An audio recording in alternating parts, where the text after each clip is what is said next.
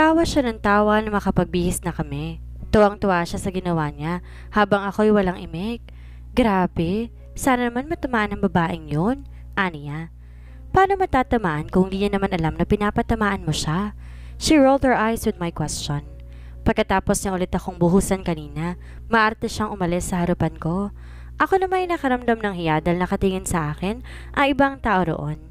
Nakatingin din sa akin si Raymond pero hindi ko nabasa ang emosyon sa kanyang mga mata. Umalis ako roon na nakayuko. Paglabas ko, hinihintay ako ni Joy kaya't nagpunta kami sa isang butik para bumili ng mga damit. Hindi ko alam sa babaeng ito at ang lakas ng trip niya. Hindi naman matatamaan si Zara dahil hindi niya naman alam na siya ang pinapatamaan.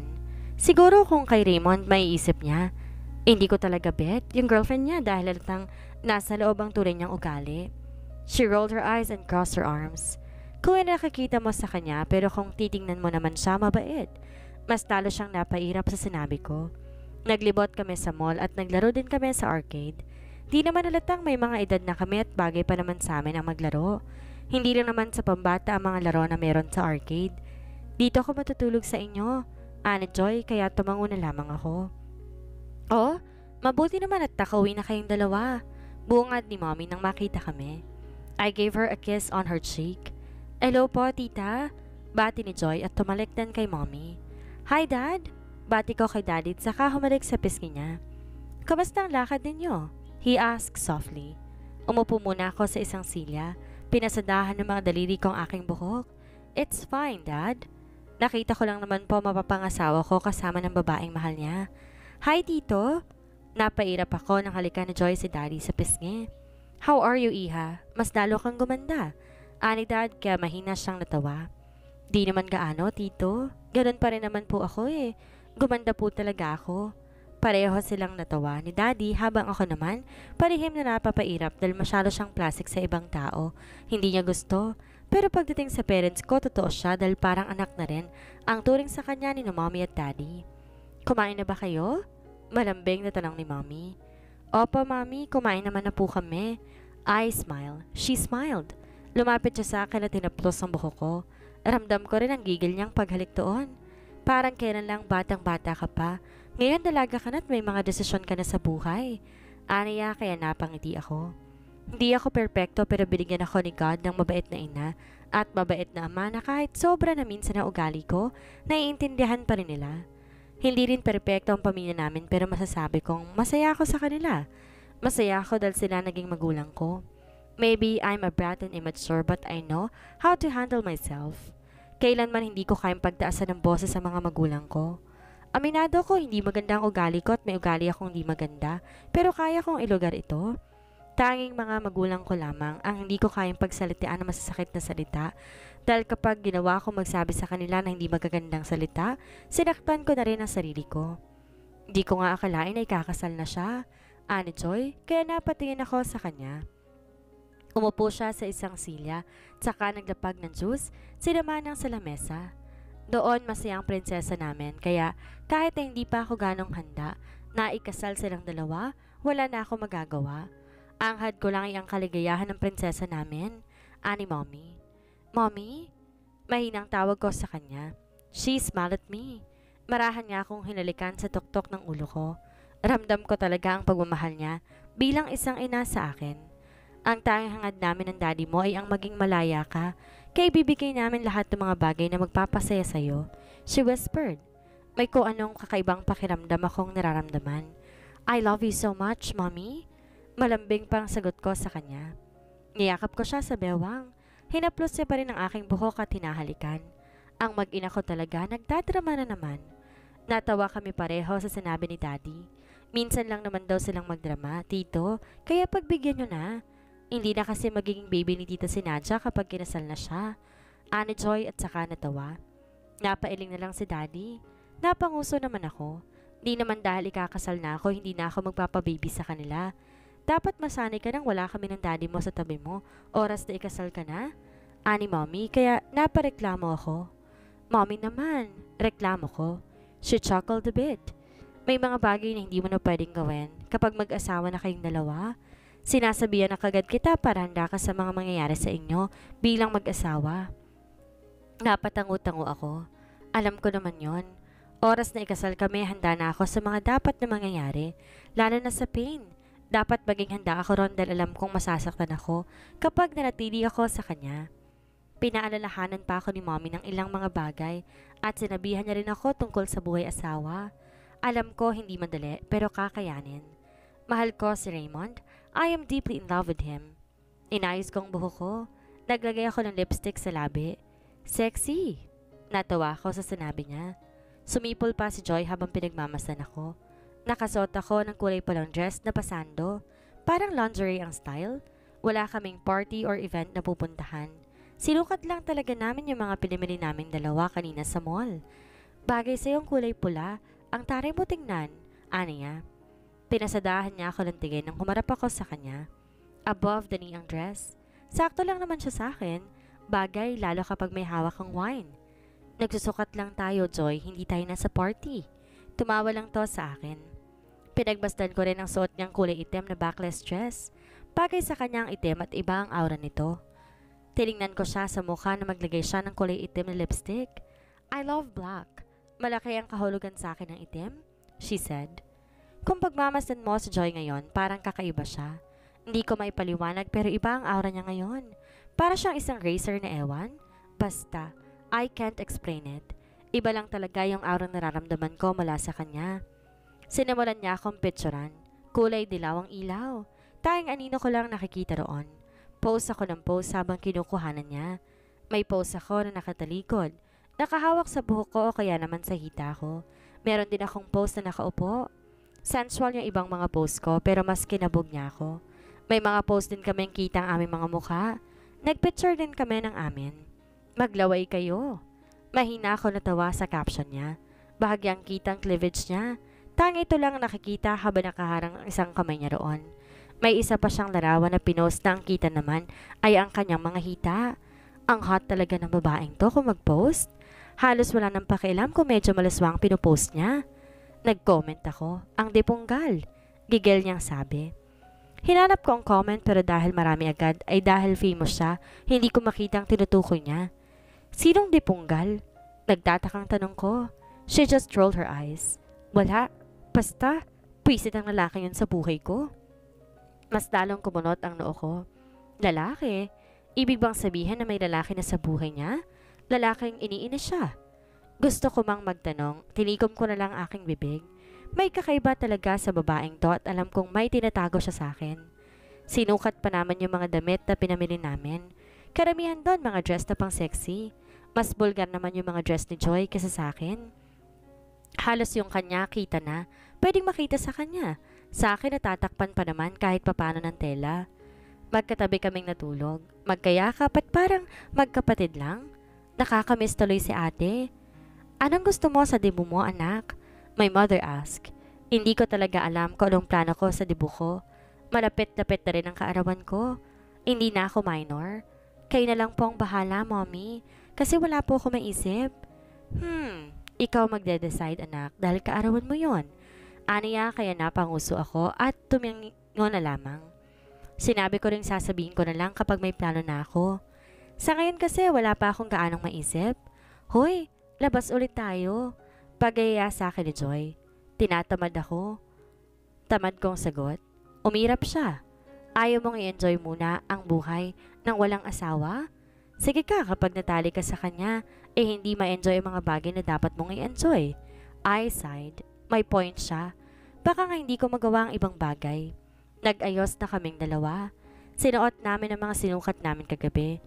Natatawa na lang kami pareho dahil mo kami pupuntahan kaming party. Saan ang lakad ninyo mga anak? Bakit ganyan ang mga suot ninyo? Tanong ni mommy na makita kami. She chuckled. Walang party, tita. Sayang kung di naman susulitin ni Nadia ang pagsuot. Mahinang natawa si mommy. Kala ko pa naman may party na kayong pupuntahan dahil ganyan ang mga suot ninyo. I chuckled. Wala po, mommy. Hindi ko alam kung kay Joy at bakit ganito pa ang suot namin, imbes na simple lang.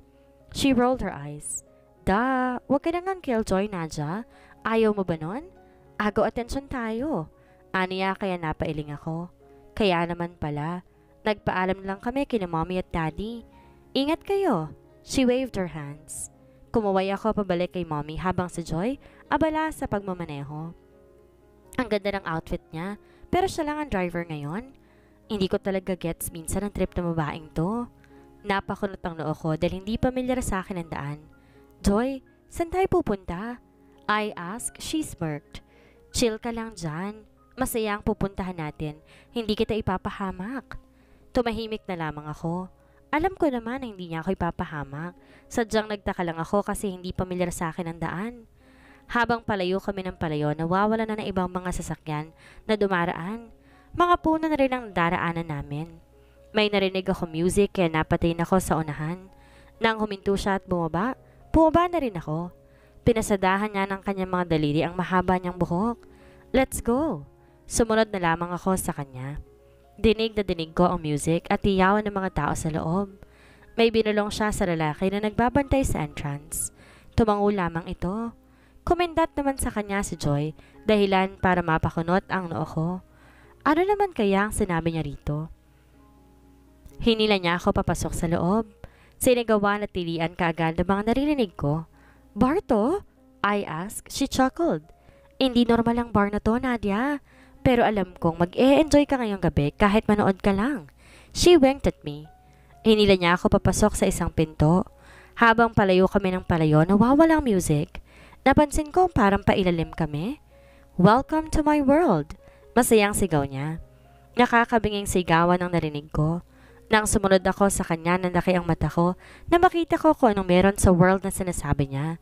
Mag-enjoy ka sa nakikita mo. Sa mundong meron ako dahil kapag natapos na, sisiguraduhin kong wala kang maaalala. Napakunot lang ako ng noo ko. Maraming mga tao. Para kaming nasa isang arena. Pinanonood kong mabuti ang dalawang kotseng pilit binabangga ang isa't isa. May isang kotse ulit sa likuran nila at binabangga sila. Enjoy watching, Nadia. Pagising mo mamaya wala kang maalala dahil hindi mo pwedeng maalala ang bagay na to. Ang bilis ng panahon. Hindi ko akalain kasal na ako. Kasal na ako sa lalaking mahal ko pero bakit imbes na masaya ako may lungkot akong nararamdaman. Isang buwan makalipas ang kasal naming dalawa, naging malamig ang pakikitungo niya sa akin. After din nun, siya na naging CEO ng kanilang kumpanya. Ipinamana na sa kanya ng daddy niya. And you know what's the painful part? Kahit kasal na kami, girlfriend niya pa rin ang babaeng mahal niya. Iniyaan ko na lang siya na kahit anong gawin ko, hindi niya hihiwalayan yon. Mahal niya eh. Asawa lang niya ako sa papel at sa kama, kaya wala akong karapatan na mag-inarte at magsalita ng kung ano-ano kasi ginusto ko to. Aalis ka na? Mahinahong tanong ko. Walang emosyon ng mga mata niya akong tiningnan at nilagpasan.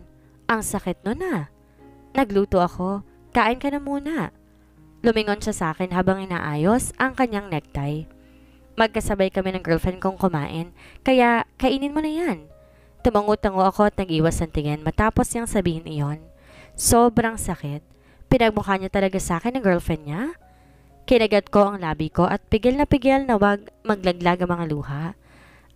Sige. Sabihin ko na lang kay Manang na sila lang kumain ng mga niluto ko. Aalis na rin ako. Pagkatapos ko sabihin niyo, nilagpasan ko na siya.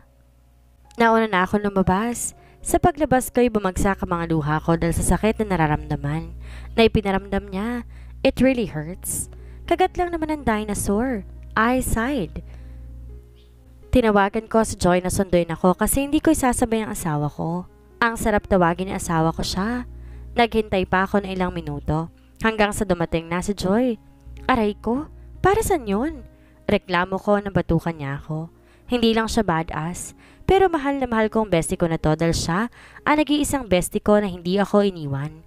Ano? Hindi ka ihahatid na magaling mong asawa? Yung girlfriend mo naman ba ang kasabay na kakain? Pagalit niyang tanong. Hinaan mong Gusto ko lakasan ng boses ko, bakit ba? Napahagat ako ng labi sa sinabi niya. Mabuti na lang at walang masyadong tao rito dahil kung marami ang tao rito, nakakahiya dahil sa lakas ng boses ng babaeng ito. Bes, okay naman ako eh. Hindi ka okay, para sa akin hindi ka okay. Huwag mo itago, alam ko naman. Niyakap ko siya na sabihin niya iyon. Ginusto ko to kaya kailangan ko tong parindigan. Yun lamang ang nasabi ko. Hinaplos niya ang ibabaw ng ulo ko. Basta kapag hindi mo na kaya yung pain, itigil mo na ha? Ayoko nasasaktan ka. Masasapak ko talagang lalaking yun. Tumango ako at ngumiti sa kanya. Tara na at baka maliit pa tayo. Magkayakap kaming dalawa hanggang sa makasakay sa kotse niya. Joy is already 20 years old. Kaso dahil sa pagiging barumbado ng babaeng to, palaging nakikick out sa mga school na pinapasukan niya. Naruntok ba naman, daig pang lalaki, sa sobrang sakit. Kaya yan, nagbalik siya sa pag-aaral. Ewan ko sa babaeng to, bakit di nagtitino? Well, naiintindihan ko naman siya. Nadja, napalingon ako sa kanya nang banggitin niya ang pangalan ko. Seryosong mukha niya kaya napalunok ako. Ang seryoso mo naman. Kapag pagod ka na, tama na. Huwag ka magpakatanga sa lalaking may mahal ng iba. Naiintindihan kita pero sana maintindihan mo rin ako bilang kaibigan mo. I don't want you to be hurt. Ayokong tumigil ka dahil durog na durog ka na. Napaawang ang bibig ko sa sinabi niya, pero wala naman salitang lumalabas. Di na ako nakaimik hanggang naging tahimik na lang ulit dito sa loob ng kotse na siya nang mamaneho. Nagkaroon ng kami ng imikan na makababa na kami sa sasakyan. Nagulat ako sa biglaang pag-akbay niya sa akin at mabilis na paglalakad. Bakit naman siya nagmamadali? Hindi pa naman kami late. May 30 minutes pa naman kami. Imbes na isipin na lamang, sumabay na ako sa kanya. May course ka bang kukunin? Tanong niya habang nakapangalumbaba. Actually, meron naman na akong course na gusto kaso nagdadalawang isip pa ako. Sa dami ko ba namang gustong course, hindi ko na alam kung anong dapat at permanente. Meron na ako kaso hindi pa ako sure doon. Mahinang sagot ko at tinungan niya at di na nagsalita pa ulit. Di sinasadyang napatingin ako sa may bintana na dapat hindi na lang dahil nasaktan ako. I saw my husband with his girlfriend. Yung ngiti niyang yon kailanman hindi ko maibibigay. Hindi ko siya mapapangiti ng ganon dahil puro pasakit lang na ibibigay ko sa kanya. Tanga na akong tanga pero hahayaan ko siya sa kung anong gusto niya kahit ako pang masaktan sa aming dalawa. Ako naman ang nagpumilit sa kasal na to kaya paninindigan ko. Tumingin pa kasi, bobo. Pagpaparinig ni Joy na siyang nagpadagdag sa sakit na nararamdaman ko. Sapol na sapol kasi ako sa sinabi niya eh. Minsan talaga hindi ko na alam kung kaibigan ko ang babaeng to. Grabe magparinig. Ako lang naman ang pinaparinggan. Good morning everyone. Wala kayong klase ngayon dahil hindi ako magkaklase sa inyo. We have an important meeting about the upcoming pageant. Napatango-tango ako. Taon-taon naman may nagaganap sa pageant at iba pang mga activities at program dito sa school.